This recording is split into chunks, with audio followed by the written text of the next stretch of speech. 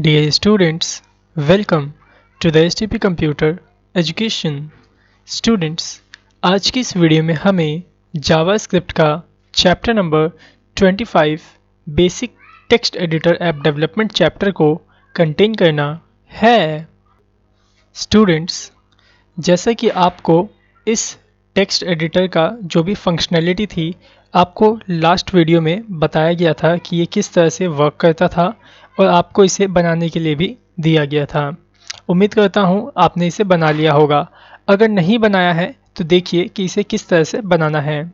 तो सबसे पहले तो आप क्या करें, इस तरह से इसको डिज़ाइन कर लीजिए, ठीक है, क्योंकि अभी मैं यहाँ पे सिर्फ प्रोग्राम आपको बताने वाला हूँ। डिज़ाइन आप ऑलरेडी पहले से ही कर चुके होंगे। ओके, सो यहाँ पे देख लीजिए वैसे भी डिज़ाइन करना कैसे है। तो यहाँ आइए कोड के अंदर और यहाँ पे देखो मैंने क्या किया है। सिंपल यहाँ पे ये बॉडी है, बॉडी के अंदर सबसे पहले एक हेडर मैंने शुरू किया है और इसके अंदर मैंने सेंटर टैग से लॉक करके रखा है किसको, STP टेक्स्ट एडिटर वर्जन 1.0.0 को, ठीक है।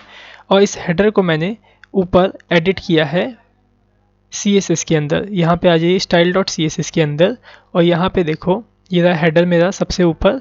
इसमें देखो विड्थ लगाई है, हाइट ऑटो है, बैकग्राउंड कलर ब्लू का रखा है, पैडिंग है 15 पिक्सल, कलर वाइट दे दिया, फॉन्ट फैमिली डॉसिस दे दिया और फॉन्ट का जो साइज़ है 30 पिक्सल मैंने यहाँ पे राइट कर दिया है, ठीक है।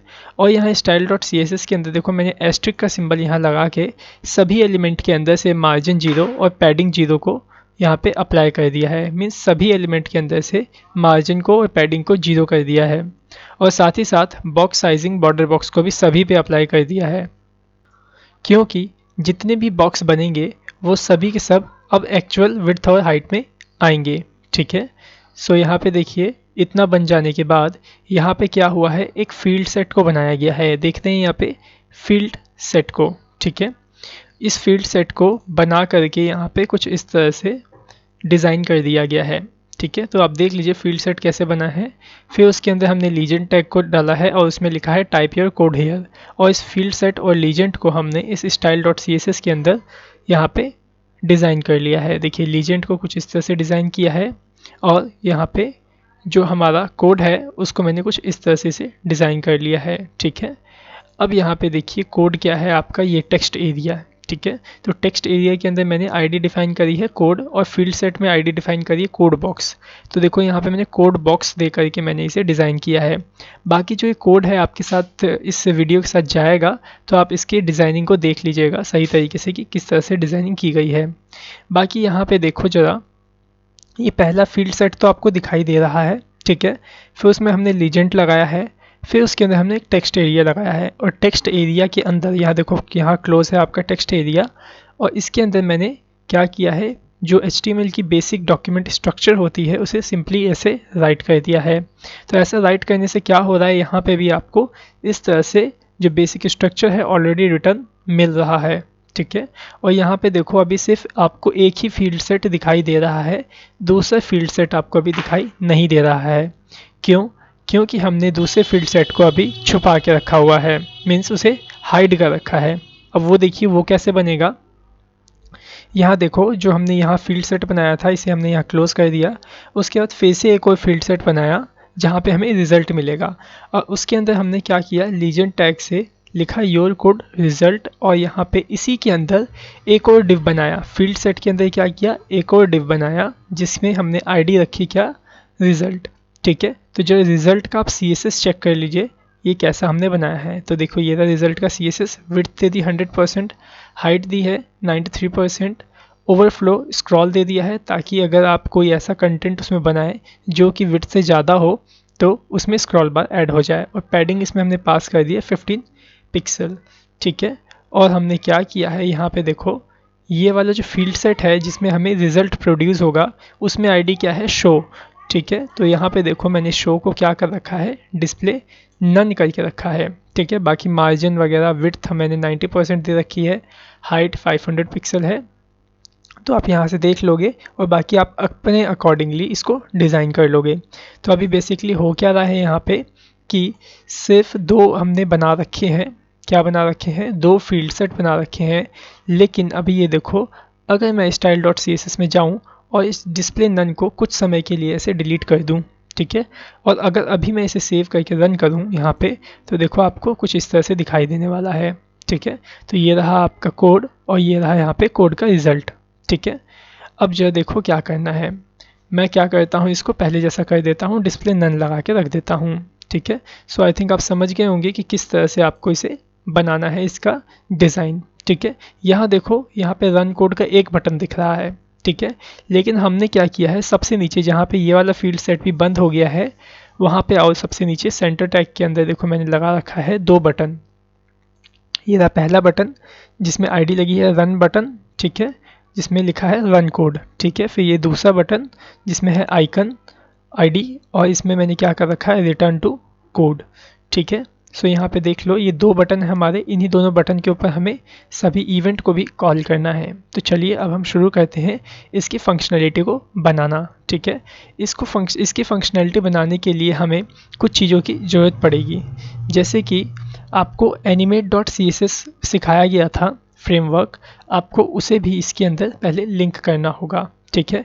अब animate.css कैसे लिंक होगा जरा वो भी देख लीजिए, ठीक है। आई थिंक आपको पता तो होगा ही animate.css कैसे लिंक होता है, फिर भी यहाँ पे आप आ जाइए और यहाँ पे आप सर्च कर लीजिए animate.css, ओके। सो यहाँ पे देखिए, ये जो पहला लिंक आपको मिलेगा animate.css का, आप इसको ओपन कर लीजिएगा। सो यहाँ पे हमारा जो ये लिंक है animate.css वाला, ये ओपन हो गया, ठीक है। अब आपको क्या करना होता था, अगर हमें अपने किसी भी एलिमेंट को एनिमेट करवाना होता था तो हम क्या करते थे, हम इसका CDN पहले यूज़ करते थे। तो देखो आपको CDN मिल जाएगा, ये रहा, देख रहे हैं। तो आप क्या करो, इसके CDN को यहाँ से कॉपी कर लो, ठीक है। Ctrl+C से मैंने कॉपी कर लिया और इसे मैं अपने यहाँ पे कोड में इंजेक्ट कर देता हूँ। तो देख रहे हैं जहाँ पे मेरा हेड क्लोज है, ठीक इससे पहले मैं यहाँ पर क्या करता हूँ, अपने इस लिंक को यहाँ पे CDN को यहाँ पे रख देता हूँ, ठीक है। इसको एक लाइन में रखना चाहो तो एक लाइन में भी आप ऐसे कर सकते हो, कुछ इस तरह से, देखिए, ओके। और इसको भी मैं यहाँ से कर देता हूँ। अभी देखो जो लिंक टैग है यहाँ से देखो क्लोज हो रखा है XHTML के शब्दों में, देख रहे हैं, ठीक है। बाकी आप इस लिंक को भी अगर क्लोज करना चाहते हैं तो आप ऐसे कर सकते हो, ठीक है, इसमें कोई प्रॉब्लम नहीं है। अब हमें क्या करना है, ज़रा वो समझने की कोशिश करिए। यहाँ पे क्लिक होने के बाद क्या होगा, जैसे कि यहाँ पे आपने कोड राइट कर दिया, ठीक है। उसके बाद जब आप इस रन कोड पे क्लिक करोगे इस बटन पे, तो क्या होना चाहिए, तो यहाँ पे सबसे पहले क्या हो, जो ये इसके अंदर कोड लिखा है, किसके अंदर, इस टेक्स्ट एरिया के अंदर, ये एक वेरिएबल में स्टोर हो जाए, ठीक है। इसे वेरिएबल में स्टोर करके हमें क्या करना है, दूसरे वाले जहाँ पे हमारा रिज़ल्ट मिलेगा हमें, उसके अंदर इस कोड को डालना है, ठीक है। सबसे पहला काम तो हमें ये करना है। तो चलिए हम इसे पहले करते हैं, ठीक है। फिर स्टेप बाय स्टेप हम सभी कामों को करते जाएंगे और आपको सभी चीज़ समझ में आती जाएगी। अगर मैं एक ही साथ आपको सभी काम बता दूंगा तो आप भूल भी जाएंगे। तो चलिए शुरू करते हैं। यहाँ पे देखो मैं क्या करने वाला हूँ, जावास्क्रिप्ट के लिए एक नया पेज बनाने वाला हूँ, अलग पेज, ठीक है। और उसको मैं इसके साथ अटैच कर दूंगा, क्योंकि एक हम प्रोफेशनली ये एप्लीकेशन बना रहे हैं तो इसके अंदर जो सभी पेजेस हैं वो अलग अलग रहेंगे तो ही सही रहेगा, ठीक है। सो मैं क्या करता हूँ, फाइल में जाता हूँ, न्यू फाइल पे क्लिक करता हूँ और इसमें कुछ भी टेक्स्ट राइट करके इसे सेव कर देता हूँ। सो मैं इसे सेव कर लेता हूँ यहीं पे, ये देख रहे हो इंडेक्स फाइल, यहीं पे मैं इसे सेव कर देता हूँ स्क्रिप्ट के नाम से, script.js, ठीक है। अब आप क्या करोगे, अब ये बन गई आपकी JS फाइल, ठीक है। अब आप इस फाइल को अपने index.html के साथ लिंक कर लो, ठीक है। तो मैं क्या करता हूँ, इस हेड टैग के अंदर ही सबसे नीचे यहाँ पे स्क्रिप्ट टैग को लिंक कर लेता हूँ, ठीक है। कैसे लिंक करते हैं हम अपनी JS फाइल को, आप क्या करो, सबसे पहले स्क्रिप्ट टैग ऐसे शुरू करके बंद करो, इसमें आप ऐसे सोर्स एट्रीब्यूट लगाओ और इसके अंदर अपनी फाइल का नाम दे दो। तो मैंने यहाँ पे नाम दे दिया script.js, ठीक है। अब आप क्या करो, एक बार इसकी टेस्टिंग करके देख लो, जो ये script.js फाइल है क्या ये इस फाइल के साथ सही तरीके से लिंक हुई या नहीं। तो मैं क्या करता हूँ, इसके अंदर window.alert फंक्शन को कॉल करके देखता हूँ, ठीक है। सेव करता हूँ। अब देखते हैं क्या ये लिंक हुआ फाइल या नहीं। तो देखो मैंने इसे रिलोड किया तो देखो मेरे यहाँ पे क्या हुआ, अलर्ट एग्जीक्यूट कर गया। इसका मतलब ये है कि जो हमारी JS फाइल है वो हमारे इस HTML पेज के साथ सक्सेसफुली लिंक हो चुकी है। ठीक है, अब हमें क्या करना था, जो इसके अंदर ये जो टेक्स्ट एरिया आप देख रहे हो, कोड जो भी इसमें राइट हुआ है, इसका जो भी वैल्यू है, इसके अंदर का जो भी HTML वाला पार्ट है, इसको हम एक वेरिएबल में स्टोर करने वाले हैं। तो कैसे करेंगे जरा वो देखिए। यहाँ आ जाओ script.js में और यहाँ पे पहले तो आप एक फंक्शन बनाओ। तो मैंने यहाँ पे क्या किया, एक फंक्शन बनाया रन के नाम से। ठीक है, और यहाँ पे मैंने बना दी फंक्शन की बॉडी। ओके, अब मैं यहाँ पे क्या करता हूँ, एक वेरिएबल बनाता हूँ जिसका नाम होगा कोड। ठीक है, कोड के नाम से वेरिएबल बनाता हूँ। और क्यों बनाया मैंने कोड के नाम से, क्योंकि इसके अंदर ही सारा जो कोड है वो स्टोर होगा। ठीक है, तो अब जब यहाँ पे देखो, जो ये टेक्स्ट एरिया है ये क्या है, एक टैग है। यहाँ पे ओपन है टैग और यहाँ पे देखो टैग क्लोज है। तो जो इसके अंदर राइट हो रहा है ये क्या है, एक इनर HTML का पार्ट है। ठीक है, लेकिन आपको क्या करना है, इसको जो भी यहाँ पे ये राइट है ये क्या है, इस टेक्स्ट एरिया का एक पार्ट है यहाँ पे जो लिखा हुआ है इनर HTML वाला। लेकिन आपको करना क्या है, इसको वैल्यू के माध्यम से ही निकालना है। जैसे कि आपको याद होगा, आप इनपुट को सेलेक्ट करते थे, इनपुट बॉक्स को, और उसमें वैल्यू लगा देते थे। तो क्या होता था, वैल्यू जब आप लगाते थे तो उसके अंदर जो भी टाइप होता था वो आपको मिल जाता था। तो आप इस टेक्स्ट एरिया में भी क्या करोगे, यही काम करोगे, वैल्यू के माध्यम से ही आप इसको निकालोगे। ठीक है, तो देखिए कैसे निकालूंगा मैं। यहाँ पे सबसे पहले मैं इस टेक्स्ट एरिया को सेलेक्ट कर लूँगा जिसमें ID क्या है, कोड ID है। ठीक है, तो मैं यहाँ पे आता हूँ और सेलेक्ट कर लेता हूँ document dot gate element by ID के माध्यम से। ठीक है, document dot gate element by ID के माध्यम से किसको सिलेक्ट कर लेता हूँ, कोड वाले बॉक्स को, और इसमें वैल्यू पास कर दूंगा। तो होगा क्या, इस कोड के अंदर क्या चला जाएगा, जो इसके अंदर टाइप हुआ होगा इस टेक्स्ट एरिया के अंदर। ठीक है, मैं क्या करता हूँ, आपको इसे एक बार टेस्ट करके दिखाता हूँ कि ये वर्क करता है या नहीं। ठीक है, तो मैं क्या करता हूँ, यहाँ पे विंडो डॉट अलर्ट में इस कोड को राइट कर देता हूँ। ठीक है, और मेरे को क्या करना है, इस फंक्शन को कॉल करवाना है, तभी तो ये वर्क करेगा। ठीक है, तो इस फंक्शन को कॉल हम कैसे करवाएंगे, तो जरा ध्यान से देखो। मैं क्या करने वाला हूँ, जब इस रन बटन पे, किस बटन पे, इस वाले बटन पे क्लिक हो तब ये फंक्शन कॉल हो। तो मेरे को क्या करना होगा, इस बटन के यहाँ पे सेलेक्ट करना होगा। मेरे को क्या करना होगा, इस बटन को मेरे को इस जावास्क्रिप्ट में सेलेक्ट करना होगा, तब ही मैं इसके ऊपर on click mouse event perform करवा पाऊँगा। तो चलिए हम क्या करते हैं, इस रन कोड वाले बटन को जावास्क्रिप्ट के अंदर सबसे पहले स्टोर करके रख लेते हैं फंक्शन के ऊपर। आपको याद होगा मैंने एक वेरिएबल बनाया, ठीक है, रन कोड के नाम से। ठीक है, और इसके अंदर मैं किसे स्टोर करूँगा, उसी बटन को। तो मैं यहाँ पे document dot gate element by ID के माध्यम से मैं इसे सेलेक्ट कर लेता हूँ, रन BTN को। ठीक है, और उसके बाद मैं इस तरह से यहाँ पे डिफाइन करूँगा, जब रन BTN पर ऑन क्लिक होगा तो क्या होना चाहिए, ये फंक्शन कॉल हो जाना चाहिए। तो कैसे होगा, इस तरह से अगर मैं इसे राइट कर दूं तो ये इस तरह से आपका सही तरीके से कॉल होने लग जाएगा। ओके, सो जो आप इसको एक बार और समझिए यहाँ पे क्या हो रहा है। ठीक है, यहाँ पे क्या है, रन कोड वाला बटन है। ठीक है, अब इस बटन पे हमने डिफाइन किया, जब इस बटन के ऊपर क्लिक होगा तो क्या होना चाहिए, ये फंक्शन कॉल होना चाहिए। ठीक है, तो जो यहाँ पे देखो हमने यहाँ पे क्या लिखा है, वेरिएबल क्या बनाया है, रन कोड, और मैंने देखो यहाँ रन BTN लिख दिया है। तो ये BTN गलत है, यहाँ पे कोड ही आएगा। ठीक है, सो मैं यहाँ पे रन कोड ऐसे टाइप कर देता हूँ। अब अगर मैं इसे सेव करके रन करता हूँ तो देखते हैं क्या ये वर्क करता है या नहीं। सो देखो मैंने रन कोड पे क्लिक किया, ओके ये वर्क नहीं किया। जो देखते हैं क्या प्रॉब्लम है। स्टूडेंट्स, आप अभी यहाँ पे क्या करिए, जो ये हमारा ऑन क्लिक यहाँ पे माउस इवेंट है, ये अभी यहाँ पे वर्क नहीं कर पा रहा है। ठीक है, इसकी सॉल्यूशन हम आगे की वीडियो में करेंगे। सो फिलहाल अभी हम क्या करते हैं, इस फंक्शन को हम HTML में ही कॉल करते हैं। ठीक है, तो यहाँ पे देखो फंक्शन बना है रन के नाम से। अब मैं क्या करता हूँ, इस बटन के ऊपर इस रन फंक्शन को कॉल करता हूँ ऑन क्लिक माउस इवेंट के माध्यम से।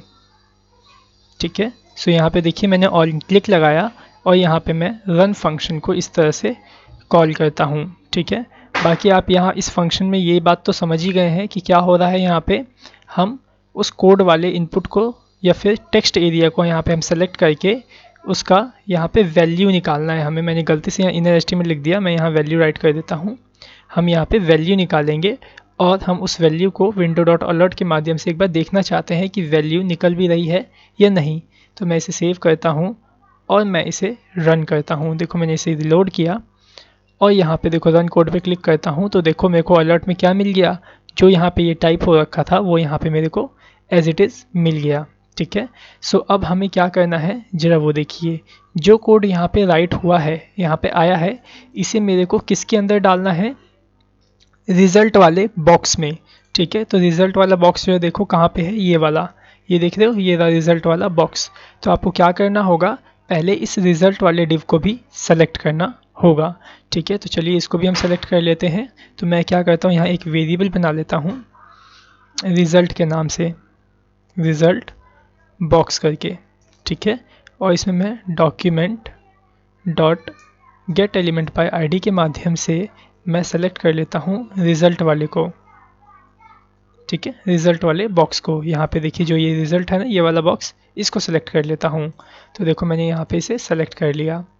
अब मुझे क्या करना है, जो ये कोड आया है मेरे पास यहाँ पे, उसे मैं इस रिज़ल्ट बॉक्स के अंदर डालना चाहता हूँ। कहाँ पे, इसके अंदर, यहाँ पे।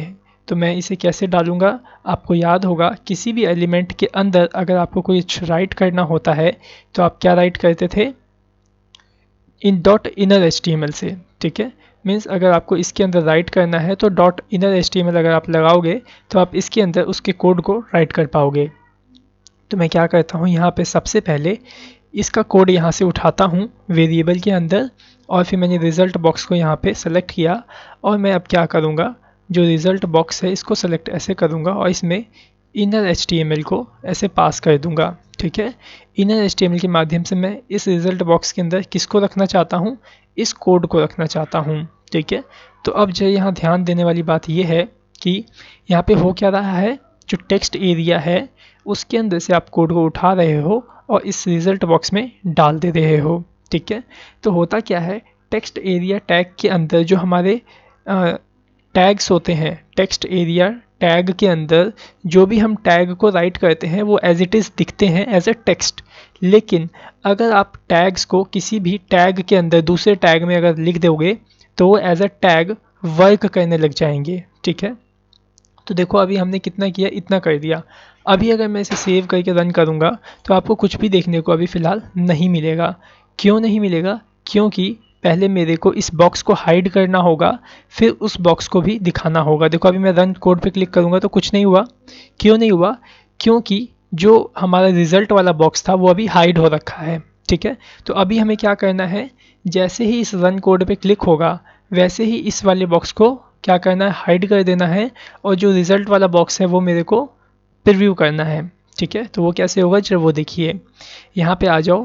पहले आप क्या करो, इस वाले बॉक्स को सिलेक्ट करो। कौन सा वाला बॉक्स, जो ये फील्ड सेट वाला बॉक्स है ना, जिसका नाम क्या है, कोड बॉक्स, जिसमें आईडी लगी है। तो आप पहले इसको सिलेक्ट कर लो। तो मैं यहाँ पे ऊपर ही वेरिएबल बना लेता हूँ, या फिर यहीं पे साथ साथ वेरिएबल बनाते हुए चलते हैं।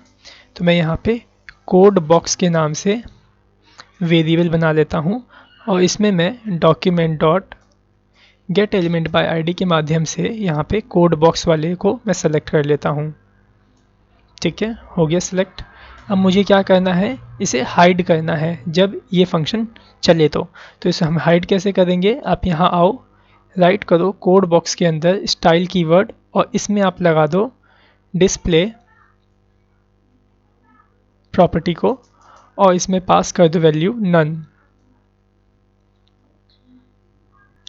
ओके, सो देखो हमने यहाँ पे क्या किया, जैसे ही ये फंक्शन क्लिक चलेगा तो सबसे पहले क्या होगा, वैल्यू निकलेगी उसके कोड वाले के अंदर से और कोड में इस वाले वेरिएबल में स्टोर हो जाएगी। फिर वो वैल्यू जो वेरिएबल है ये कोड वाला, ये कहाँ जाएगा, हमारे रिज़ल्ट बॉक्स के अंदर चला जाएगा। फिर जो हमारा कोड बॉक्स है वो हाइड होगा और कौन सा बॉक्स दिखना चाहिए, रिज़ल्ट वाला बॉक्स दिखना चाहिए। तो अब क्या करो, ये रिज़ल्ट वाला जो बॉक्स है ना, कहाँ गया, नीचे ये रहा रिजल्ट वाला बॉक्स, मीन्स ये वाला शो बॉक्स, क्योंकि मैंने इसको हाइड कर दिया तो ये भी हाइड ही हो जाएगा।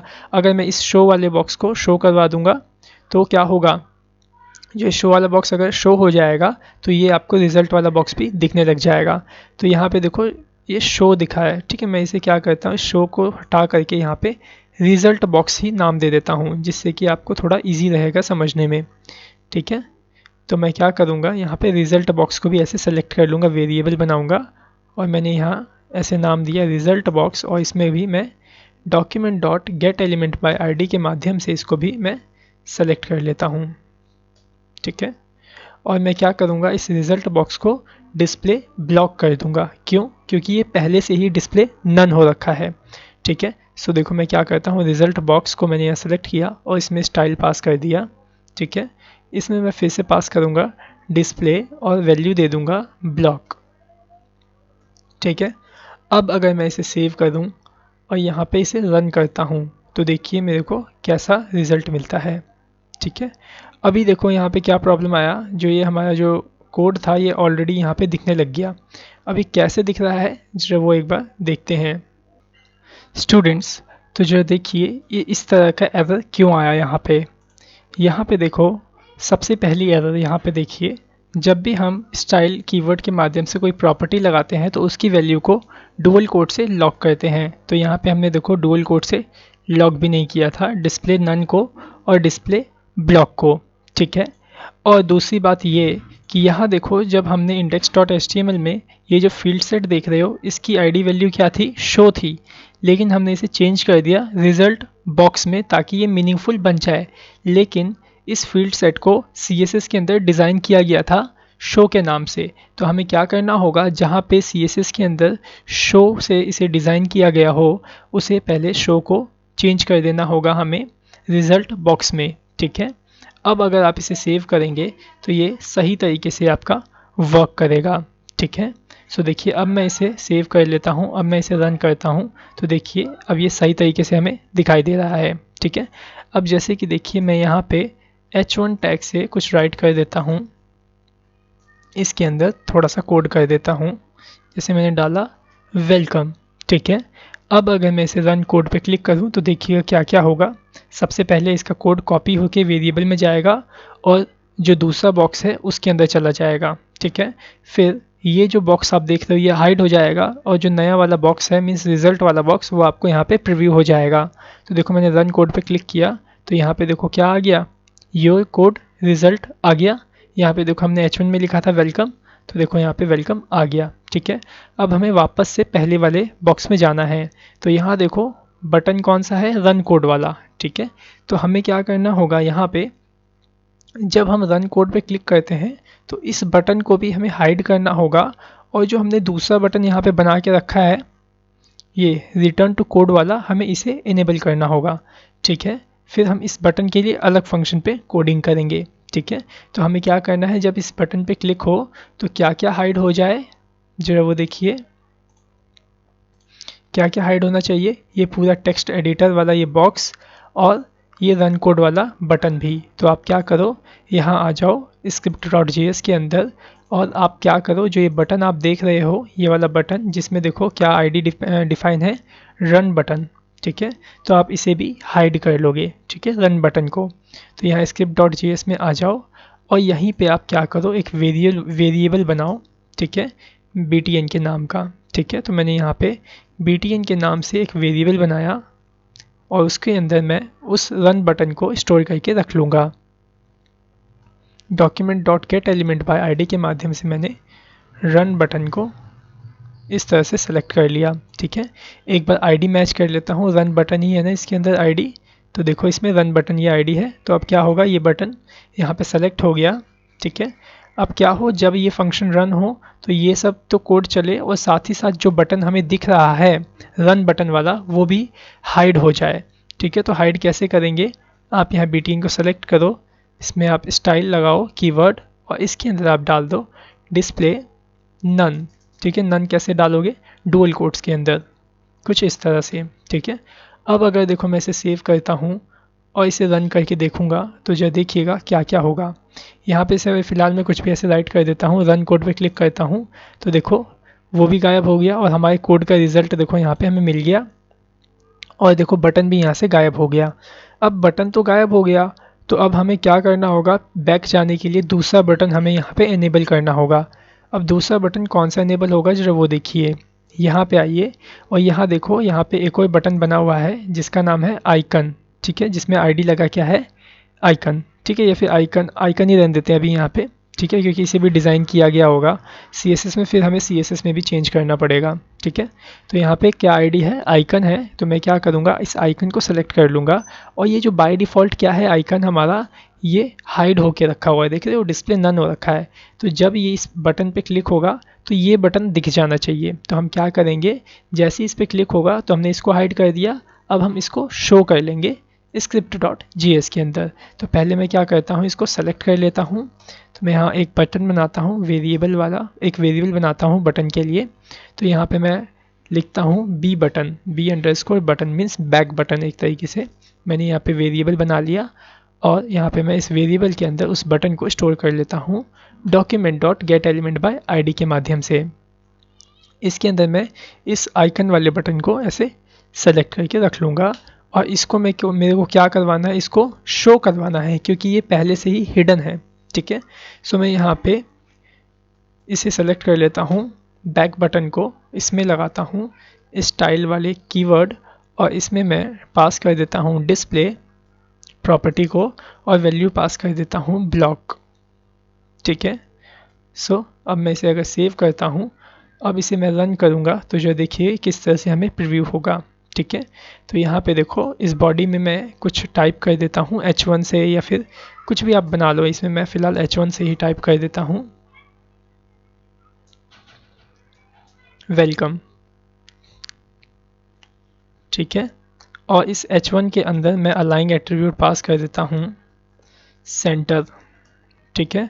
इसमें आप CSS भी पास कर सकते हो, स्टाइल एट्रीब्यूट लगाओ, इसमें आप डाल दो कलर प्रॉपर्टी और यहाँ पे वैल्यू डिफाइन कर दो ब्लू या फिर रेड, जो भी आपको देना है, ठीक है। सेव करने की ज़रूरत नहीं है, देखो यहाँ सेंटर की स्पेलिंग गलत है, शायद CENTER आएगा, ठीक है।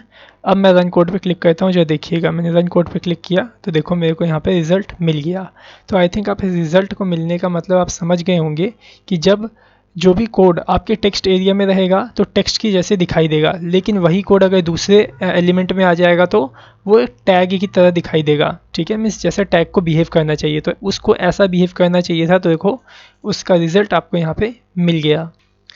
सो स्टूडेंट्स, अब हमें क्या करना है, वापस से कोड पे जाने के लिए हमें इस बटन के लिए कोड करना होगा। तो देखो जब इस बटन पे क्लिक हो तो क्या होना चाहिए, अब ये जरा आप सोचो, जैसे ही इस बटन पे क्लिक होगा तो ये हाइड हो जाना चाहिए, ये वाला बॉक्स, और कोड वाला बॉक्स शो हो जाना चाहिए, और ये बटन भी हाइड हो जाना चाहिए, और जो रन कोड वाला बटन है वो शो हो जाना चाहिए, ठीक है। तो चलिए बनाते हैं इसके लिए भी फंक्शनैलिटी। तो मैं यहाँ पे क्या करता हूँ, ये देखो ये एक फंक्शन तो ये इस वाले बटन के लिए बना दिया हमने, ठीक है। अब ये जो दूसरा बटन है, अब हम इसके लिए एक नया फंक्शन बनाएंगे। मैं क्या करता हूँ, यहाँ पे एक और फंक्शन बनाता हूँ, फंक्शन का नाम रखता हूँ बैक, ठीक है। यहाँ पे बनाता हूँ फंक्शन की बॉडी, ठीक है। अभी मैंने आपको बताया कि हमें क्या क्या चाहिए, क्या क्या हाइड करना है हमें। सबसे पहले आप इस ये फील्ड सेट देख रहे हो ना, ये बड़ा वाला बॉक्स जिसमें हमें रिजल्ट मिल रहा है, ये वाला, इसको पहले हाइड करते हैं। तो देखो हमने इसको ऑलरेडी यहाँ पे सेलेक्ट करके रखा था, तो मैं यहीं से इसे कॉपी कर लेता हूँ। तो देख रहे हैं ये रिजल्ट बॉक्स आप देख रहे हो, मैं इसको कॉपी कर लेता हूँ यहाँ से, इसमें पेस्ट कर देता हूँ, ठीक है। तो जो रिज़ल्ट बॉक्स है मेरा, मैं इसको अब क्या करूँगा, यहाँ पे हाइड कर दूँगा। तो मैंने यहाँ पे रिज़ल्ट बॉक्स को ऐसे सेलेक्ट किया और यहाँ पे स्टाइल कीवर्ड का यूज़ किया और यहाँ पे मैं पास कर देता हूँ डिस्प्ले नन, ठीक है। सो अब क्या होगा, जब इस वाले बटन पे क्लिक होगा रिटर्न टू कोड वाले पे, तो पहले ये गायब हो जाएगा, ये हाइड हो जाएगा। अब ये हाइड हो जाए तो क्या दिखे यहाँ पे, आपका कोड वाला बॉक्स, ठीक है। तो यहाँ पे देखो कोड बॉक्स भी हमने सेलेक्ट करके रखा है, इसको यहाँ से मैं कॉपी कर लेता हूँ और यहाँ पे पेस्ट कर देता हूँ, ठीक है। और मैं क्या करूँगा, इसको डिस्प्ले ब्लॉक कर दूँगा इस कोड वाले बॉक्स को, ठीक है। तो मैंने यहाँ लिया कोड बॉक्स और इसमें लगा दिया डिस्प्ले कोड बॉक्स में डिस्प्ले लगाएंगे, लेकिन उससे पहले आपको स्टाइल लगाना है। स्टाइल डॉट डिस्प्ले ब्लॉक, ठीक है, सेव कर लीजिए इसको। अब हमें क्या करना है, जरा वो देखिए यहाँ पे ये वाला जो बॉक्स है, ये कोड रिजल्ट वाला, ये हाइड हो जाएगा, कोड वाला बॉक्स आ जाएगा, ठीक है। लेकिन उसके साथ साथ यहाँ पे बटन को भी आपको ध्यान में रखना है। मीन्स ये जो रिटर्न टू कोड वाला बटन है ये हाइड हो जाए और रन कोड वाला जो बटन है वो आ जाए। तो पहले इसकी कोडिंग करते हैं कि ये पहले हाइड हो ये वाला बटन। तो देखो इस बटन को हमने यहाँ पे सिलेक्ट करके रखा था ऊपर ही यहीं पे, तो मैं इसी में से निकाल लेता हूँ। ये रहा बैक बटन वाला था ना हमारा, इसको मैंने सेलेक्ट कर लिया, कॉपी किया यहाँ से, इसमें मैं यहाँ पे पेस्ट कर देता हूँ, ठीक है। अब मैं क्या करूँगा, इस बैक बटन के अंदर मैं पास कर दूँगा स्टाइल से डिस्प्ले नन प्रॉपर्टी, ठीक है। सो देखो मैंने इसमें ऐसे पास कर दिया। अब हमें क्या करना है, वो जो रन वाला बटन था उसे हमें शो करवाना था, ठीक है। सो मैं इसको पूरा यहीं से ऐसे कॉपी कर लेता हूँ रन वाले बटन की कोड को भी, ठीक है, और यहाँ पे ऐसे पेस्ट कर देता हूँ। और यहाँ पे देखो जो ये बटन है ना, इसके अंदर डिस्प्ले नन है पहले से, तो मैं इसे क्या करूँगा, डिस्प्ले ब्लॉक कर दूँगा, ठीक है। अब मैं इसे सेव कर लेता हूँ और इस बैक फंक्शन को इस बटन पे कॉल करवा लेता हूँ, इस वाले बटन पे, ठीक है। सो मैं यहाँ पे लिखता हूँ ऑन क्लिक, ठीक है, और इस पर मैं लिख देता हूँ बैक फंक्शन, ठीक है। सेव करते रन करता हूँ, देखता हूँ कि मेरे को कैसा रिजल्ट प्रीव्यू करता है, ठीक है। सो यहाँ पे मैं बॉडी में H1 से लिख देता हूँ कुछ भी और इसे रन करता हूँ। तो देखो मैंने रन किया, देखो मेरे को रिजल्ट मिल गया। अब मैं रिटर्न टू कोड पे क्लिक करूँगा तो क्या होगा, मेरे को रन कोड वाला यहाँ बटन मिल जाएगा और ये वाला बॉक्स हाइड हो जाएगा और कोड वाला बॉक्स यहाँ पे आ जाएगा, ठीक है। सो देखो मैंने इस पर क्लिक किया तो देखो ये वाला कोड वाला बॉक्स मेरे पास आ गया और रन कोड वाला बटन आ गया, ठीक है। जब मैं इस पर क्लिक करूँगा तो देखो योर कोड रिजल्ट आ गया, रिटर्न टू कोड करूँगा तो कुछ इस तरह से मेरे को मिल जाएगा, ठीक है। तो यहाँ देखो हमने क्या किया, फंक्शनैलिटी तो पूरी हमने बना ली, ठीक है। अब थोड़ा सा इसमें हम एनिमेशन देते हैं कि जब हम रन कोड करें तो ये वाला जो बॉक्स है ऐसे स्लाइड करके इधर चला जाए और एक नया वाला बॉक्स यहाँ पे स्लाइड करता हुआ आ जाए। लेकिन जब हम बैक करें तो वही बॉक्स, ये वाला बॉक्स इधर से स्लाइड होके इधर आए, ठीक है। तो अब ये कैसे होगा जरा वो देखिए। सो सबसे पहले आप ये देखिए कि क्या हो रहा है, टाइप योर कोड तो हाइड हो जाता है, ठीक है। जो ये वाला बॉक्स क्या होता है, हाइड हो जाता है। तो हम किस बॉक्स को लेके आएंगे, पहले जो दूसरा वाला बॉक्स है ना हमारा जिसमें रिजल्ट मिलता है, उसमें हम लगाएंगे स्लाइड राइट या फिर स्लाइड लेफ्ट लगाएंगे, ठीक है, एनिमेशन लगाएंगे, ठीक है। जब भी मैंने आपको क्या करवाया था इस index.html में, ये एनिमेशन वाला जो कोड है यहाँ पे आपको लिंक करवाया था, ठीक है। तो आ जाइए हम यहाँ पे एनिमेशन लगाते हैं, किसके अंदर लगाएंगे, इस फील्ड सेट रिजल्ट बॉक्स में लगाएंगे और साथ ही साथ हम किस में लगाएंगे एनिमेशन, इस कोड बॉक्स के अंदर। लेकिन हम यहाँ पे डायरेक्ट एनिमेशन नहीं लगाएंगे। लेकिन अभी देखो मैं क्या करता हूँ फिलहाल आपको दिखाने के लिए, यहाँ जो रिजल्ट बॉक्स है अगर मैं इसमें ऐसे देखो क्लास लगा दूँ, ठीक है। और क्या लगाते थे हम क्लास, याद होगा आपको, एनिमेटेड, फिर सॉरी एनिमेट लगाते थे, उसके बाद डबल बार 2 बार आपको अंडरस्कोर देना होता था और फिर यहाँ पे लिखते थे एनिमेटेड। इतना लिखने का मतलब क्या होता था कि आपने इसमें एनिमेशन की जो प्रॉपर्टी है वो लगा दी, ठीक है। उसके बाद अब आप इसमें की फ्रेम को डिफाइन करने के लिए आप फिर से लगाते थे एनिमेट अंडरस्कोर अंडरस्कोर और एनिमेशन का नाम, ठीक है। तो जैसे कि मैं इसमें डिफाइन कर देता हूँ अभी स्लाइड इन लेफ्ट या फिर राइट डिफाइन कर देता हूँ, ठीक है। सेव करके रन करता हूँ, जो ध्यान से देखिएगा कैसे ये परफॉर्म करेगा। सो देखो मैंने इस पर रन कोड पे क्लिक किया तो देखो ये यहाँ से इस तरह से अब इधर आ गया, ठीक है। अब रिटर्न कोड पे हम क्लिक करेंगे तो क्या होना चाहिए, ये वाला कोड आना चाहिए था, ये वाला बॉक्स, लेकिन ये कैसे आए, राइट साइड से नहीं लेफ्ट साइड से। तो देखो आप क्या करो, यहाँ पे आप इस तरह से भी यहाँ पे क्लास ऐसे लगा सकते हो, लेकिन हम क्या करेंगे अभी इस क्लास को जावास्क्रिप्ट के माध्यम से लगाएंगे, ठीक है। कैसे लगेगा जरा वो देखिए। मैं क्या करता हूँ अभी इसे यहाँ से रिमूव कर देता हूँ, ठीक है। कुछ इस तरह से रिमूव मैंने इसे कर दिया। अब जरा देखो, आपको याद होगा लास्ट वीडियो में मैंने आपको सेट एट्रीब्यूट का फंक्शन करवाया था, तो अब हम इसमें सेट एट्रीब्यूट फंक्शन का यूज़ करेंगे। ठीक है, तो जरा देखो, जब फंक्शन रन होता है, ये वाला फंक्शन जब रन होता है तो क्या आता है अभी, ठीक है, क्या आता है, जो रिज़ल्ट वाला बॉक्स है वो आ जाता है। ठीक है, तो हम क्या करेंगे, यहाँ पे देखो मैंने रिज़ल्ट वाले बॉक्स को ऐसे सेलेक्ट करके रखा है यहाँ पे वेरिएबल में, तो मैं क्या करूँगा, इस रिज़ल्ट बॉक्स के अंदर मैं सेट एट्रीब्यूट फंक्शन का यूज़ करूँगा। तो देखो मैंने यूज़ किया सेट एट्रीब्यूट फंक्शन। ओके, इसके अंदर दो पैरामीटर्स पास होते थे, पहला आपके एट्रीब्यूट का नाम और दूसरा एट्रीब्यूट की वैल्यू। ओके, तो मैं यहाँ पे पहले एट्रीब्यूट का नाम दे देता हूँ, क्या है एट्रीब्यूट का नाम, क्लास। ठीक है, फिर कॉमा दे के दूसरा पैरामीटर डालो आप यहाँ पे। सो मैं यहाँ डालता हूँ एनिमेट अंडरस्कोर अंडरस्कोर एनिमेटेड, फिर उसके बाद डालूंगा एनिमेट, और यहाँ पे मैं डाल देता हूँ एनिमेट के बाद जो भी मेरे को स्टाइल का नाम देना है, मतलब एनिमेशन का जो भी हमें नाम देना है, तो मैं यहाँ दे देता हूँ स्लाइड इन राइट। ठीक है, और इसे मैं यहाँ से टर्मिनेट करके सेव कर लेता हूँ, देखता हूँ कि ये वर्क करता है या नहीं। ठीक है, सो यहाँ पे आ जाइए, मैं इसे रन करता हूँ। ठीक है, यहाँ पे फ़िलहाल मैं अभी कुछ भी ऐसे राइट कर देता हूँ, रन कोड पे क्लिक करता हूँ, तो देखो ये भी सही तरीके से काम कर गया। अब मैं चाहता हूँ जब रिटर्न कोड पे क्लिक हो तो जो मेरा दूसरा वाला बॉक्स था, पहला वाला कोड वाला बॉक्स, वो आए। वो कहाँ से आए, लेफ़्ट साइड से आए।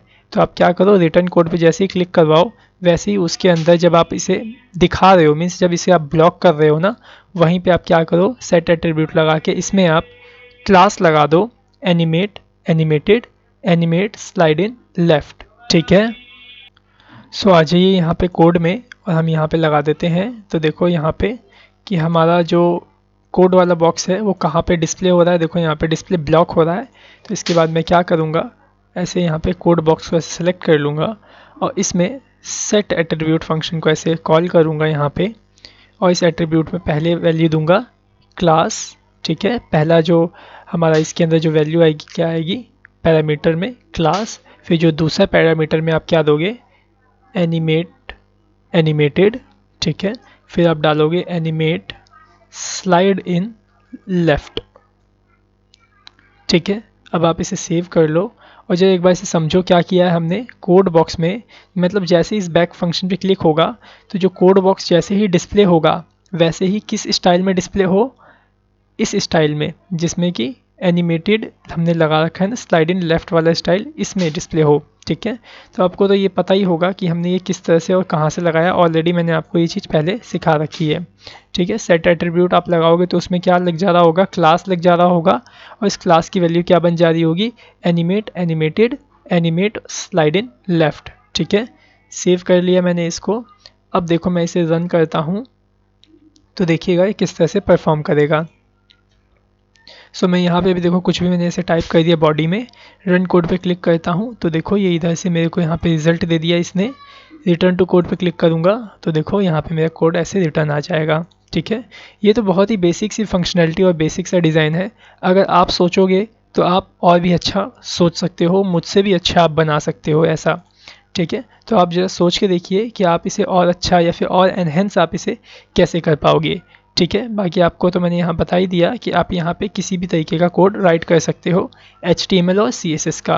ओके, जैसे कि अभी हमने यहाँ पे H1 से टेक्स्ट राइट किया, लेकिन अगर मेरे को यहाँ डिव बनाना है तो आप इस तरह से डिव भी इसमें बना सकते हो। देखो मैंने यहाँ पे डिव बनाया, इसके अंदर मैं स्टाइल पास कर देता हूँ, इसमें देखो आप विड्थ पास कर दो, तो मैंने यहाँ पे विड्थ पास किया 500 पिक्सल। ठीक है, हाइट पास कर देता हूँ इसमें मैं 500 पिक्सल, या फिर 400 पिक्सल पास कर देता हूँ, या 200 पिक्सल ऐसे पास कर देता हूँ मैं हाइट को। ठीक है, उसके बाद मैं यहाँ पे पास कर देता हूँ बैकग्राउंड कलर। ओके, इसमें मैं पास कर देता हूँ बैकग्राउंड कलर रेड। ठीक है, अब मैं इसे रन करता हूँ, देखता हूँ क्या ये वर्क करता है या नहीं। सो देखो मैंने रन किया तो देखो यहाँ पे आपका जो कोड था वो सही तरीके से एग्जीक्यूट कर गया। ठीक है, सो उम्मीद करता हूँ कि आपको ये सही से समझ में आ गया होगा। पर मुझे ये भी पता है कि आपको इसे समझने में काफ़ी दिक्कतें भी आई होंगी।